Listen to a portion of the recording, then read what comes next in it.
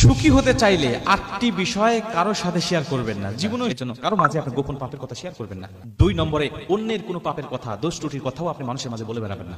আপনি কারো পাপের কথা জানেন, গুনাহের কথা আপনি জেনে ফেলেছেন, যে কোনো ভাবে আপনি শুনে ফেলেছেন, এইটা আপনি অন্য মানুষের কাছে বলবেন না যে অমুক ব্যক্তির এই কাজ করেছে, অমুক ব্যক্তি ওই দোষটা করেছে, অমুক ব্যক্তি ওই পাপটা করেছে, কেউ জানে না, আমি জানি। এই কথাটা আপনি অন্য মানুষের মাঝে বলে বেড়াবেন না। কারণ যদি আপনি বলে বেড়ান, ওই ব্যক্তি পাপ করে যে শাস্তিটা কিয়ামতের ময়দানে পাবে, আপনি এটা মানুষের কাছে বলে দেওয়ার কারণে আপনি অনুরূপ শাস্তিটা পাবেন। এজন্য কারো মাঝে কারো পাপ নিয়ে সমালোচনা করবেন না। 3 নম্বরে, স্বামী স্ত্রীর যে দোষ ত্রুটি হয় এটাও মানুষের কাছে বলবেন না। স্বামী স্ত্রীর দোষ ত্রুটি অনেক সময় হয়ে থাকে, স্ত্রী ভালো না, একটি স্ত্রী অপরাধ করেছে, এটা আপনি স্ত্রীকে শাসন করা বাদ দিয়ে অন্য মানুষের কাছে বলে বেড়াচ্ছেন। মনে রাখবেন, 2 দিন পরে আপনার স্বামী স্ত্রী সবকিছু ভুলে যাবেন, আবার এক হয়ে যাবেন, কিন্তু যাদের মাঝে বলে বেড়াচ্ছেন ওরা কিন্তু ভুলে যাবে না।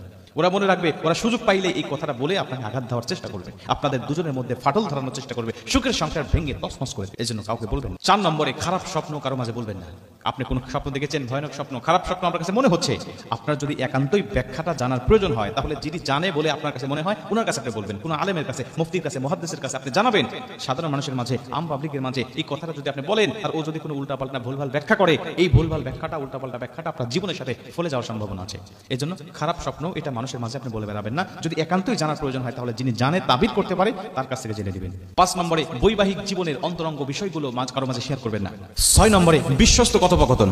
বিশ্বস্ত যে কথোপকথনগুলো আপনাদের মধ্যে রয়েছে, অনেক মানুষ আছে কাউকে বিশ্বাস মনে করে একটা কথা বলেছে, এই বিশ্বস্ত কথোপকথন করার সময় আপনাকে বলে দিয়েছে, ভাই তোমাকে বিশ্বাস করে আমি বলছি, তুমি এটা মানুষের কাছে বললো না। আমাদের সমাজে অনেক মানুষ আছে বিশ্বস্ত কথোপকথনগুলো মানুষের মাঝে বলে বেলায়, বলে ওই ব্যক্তি আমাকেই শুধু বলছে, কাউকে বলতে নিষেধ করছে, তারপরেও আমি তোমাকে বলছি কারণ তোমাকে আমি বিশ্বাস। কথাটা 2 কান হওয়ার কথা ছিল, কিন্তু আপনি 4 কান করে দিলেন। এই কথাটা আর আপনি বেশি জানাই দিলেন, এই কথাটা আপনি আরো মানুষের মাঝে বলে দিলেন। এই যে আপনি বিশ্বস্ত কথোপকথনগুলো মানুষের কাছে বলে দিলেন, এটা ইসলাম আপনাকে নিষেধ করেছে। 7 নম্বরে, আল্লাহকে সন্তুষ্ট করার জন্য আপনি যে ভালো কাজগুলো করেছেন, আমলে সালেহ করেছেন, দান সদকা করেছেন, তাহাজ্জুদ করেছেন, আল্লাহকে সন্তুষ্ট করার জন্য করেছেন, এইটা আপনি আর মানুষের মাঝে বলে বেড়াবেন না। আপনি যদি মানুষের মাঝে এই ভালো কাজের কথাগুলো বলে বেড়ান, তাহলে আপনি ভালো কাজ করে যে সওয়াব পাওয়ার কথা ছিল, এগুলো আপনি পাবেন না। আপনার নামটা রিয়াকারের তালিকায় চলে যাবে। এজন্য ভালো কাজ করে এটা মানুষের মাঝে বলে বেড়াবেন না। 8 নম্বরে, উত্তম রিজিক, সুস্বাস্থ্য, এগুলো মানুষের কাছে বলতে হয় না।